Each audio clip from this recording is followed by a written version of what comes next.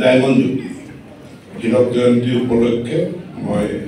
এই পৰিষদৰ সদস্যা সকলোকে অভিনন্দন জ্ঞাপন কৰিছোঁ আৰু আপোনালোকেও জনাইছে আজি বৃহৎ সংখ্যক প্ৰতিনিধি আটাইতকৈ বেছি প্ৰতিনিধি হীৰক জয়ন্তী অধিৱেশনত আহি যোগদান কৰিছে মই সকলোকে অভিনন্দন জ্ঞাপন কৰিছোঁ 82% ভাৰতবৰ্ষৰ ভিতৰতে প্ৰথম স্থান আপোনালোকে এছেছমেণ্টৰ তাৰ বাবেও মই আপোনালোকক অভিনন্দন জনাইছোঁ কেৱল সেইটোৱেই নহয় এইটো ডিজিটেল যুগ ভাৰত চৰকাৰে যেতিয়া উচ্চ শিক্ষাৰ প্ৰশাসন আৰু বিদ্যায়তনিক কাম কাজ আগুৱাই নিয়াৰ কাৰণে সামৰ্থ ই-গভ যেতিয়া প্ৰৱৰ্তন কৰিছিল মই প্ৰকৃতাৰ্থত তাৰ আগমুহূৰ্তত আমাৰ উচ্চ শিক্ষাৰ কাৰণে শিক্ষা সেতুৰ দৰে এটা এপ নিৰ্মাণৰ প্ৰাথমিক কামখিনি কৰি আছিলোঁ কিন্তু প্ৰাথমিক কামখিনি কৰি থাকোঁতেই মই খবৰটো পালোঁ যে মই কৰিব নালাগে ভাৰত চৰকাৰে সামৰ্থ ই-গভ কৰিছে আৰু সামৰ্থ ই-গভ আমি সেইকাৰণে আমাৰ নিজৰ প্ৰকল্পটো বন্ধ কৰি আমি ভাৰত চৰকাৰৰ সামৰ্থ ই-গভ সেই ছফ্টৱেৰটো আমি গ্ৰহণ কৰিলোঁ আৰু তাত আমাৰ 100% মহাবিদ্যালয়ে অংশগ্ৰহণ কৰিলে আৰু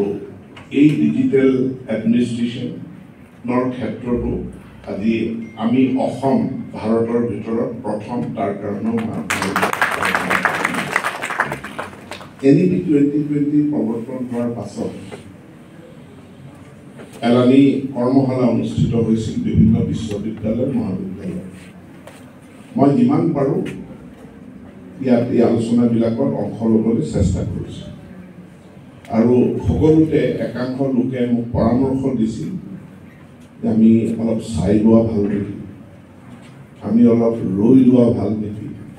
প্ৰথমে দিল্লীয়ে আৰম্ভ কৰকচোন প্ৰথমে চেন্নাই আৰম্ভ কৰকচোন 4-5খন ৰাজ্যই আৰম্ভ কৰিলে তেওঁলোকৰ অভিজ্ঞতাটো চাই তাৰ পাছত আমি NEP 2020 4 বছৰীয়া ডিগ্ৰী কোৰ্চ আমি আৰম্ভ কৰিম এতিয়া মই এটা কথাই কৈছিলোঁ যে মুখ্যমন্ত্ৰীয়ে কৈছে অসম ভাৰতবৰ্ষৰ 5খন শ্ৰেষ্ঠ ৰাজ্যৰ ভিতৰত এখন হ'ব লাগে অসম লিডাৰ হ'ব লাগে অসম আগৰণুৱা হ'ব লাগে গতিকে নতুন ব্যৱস্থা এটা প্ৰয়োগ কৰাৰ ক্ষেত্ৰত যদি আমাৰ বহুকা পিছলা নীতি থাকে আমাৰ যদি সংশয় থাকে আমাৰ যদি ভয় থাকে আমি যদি সাহস নকৰোঁ তেতিয়াহ'লে আমি সদায় ফলোৱাৰ হৈ থাকিম কেতিয়াও আমি লিডাৰ হ'ব নোৱাৰোঁ সেইকাৰণে আমি সাহস কৰিছিলোঁ আৰু মুখ্যমন্ত্ৰীকো মই কৈছিলোঁ যে সাহস কৰিব লাগিব আৰু সেই মৰ্মে আমি ৰাষ্ট্ৰীয় শিক্ষা নীতি 2020ৰ অধীনত 4 বছৰীয়া ডিগ্ৰী পাঠ্যক্ৰম আমি আৰম্ভ কৰি দিলোঁ আৰু আজি এক প্ৰকাৰ ক'বলৈ গ'লে ভাৰতবৰ্ষতো আমি এই প্ৰথম